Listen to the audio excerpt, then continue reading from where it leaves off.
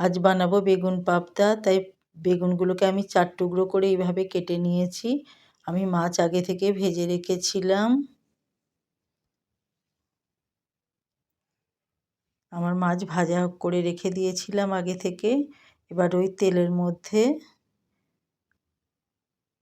বেগুনগুলো ভেজে নেব।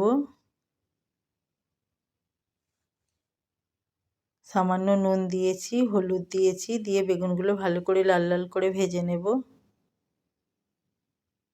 বেগুন ভাজা হয়ে গেছে, এবার একটা পাত্রে তুলে নেব।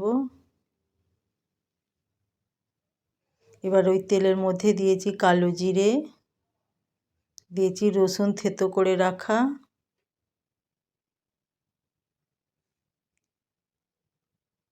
রসুনগুলো হালকা ভাজা হয়ে গেলে ওর মধ্যে দেব কুচিয়ে রাখা পেঁয়াজ। নেড়ে চেড়ে পেঁয়াজগুলো ভালো করে ভেজে নেব। পেঁয়াজ ভাজা হয়ে গেলে ওর মধ্যে দেব টমেটো।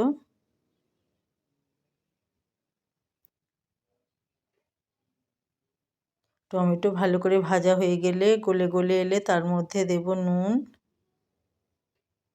টমেটো পুরো গলে গেছে, এবার ওর মধ্যে দিয়েছি হলুদ গুঁড়ো, লঙ্কা গুঁড়ো, ধনে জিরে গুঁড়ো একসাথে। এবার দিয়ে ভালো করে নেড়ে চেড়ে মশলাটা ভেজে নেব। ভাজা হয়ে গেলে ওর মধ্যে দেব জল পরিমাপ মতো।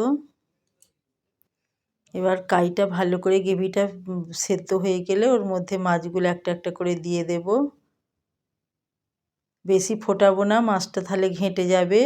এবার ওর মধ্যে দিয়েছি বেগুন ভেজে রাখা, ধনে পাতা। এবার হালকা করে খুন্তির সাহায্যে নেড়ে চেড়ে নেব। রেডি আজকে বেগুন পাবদা।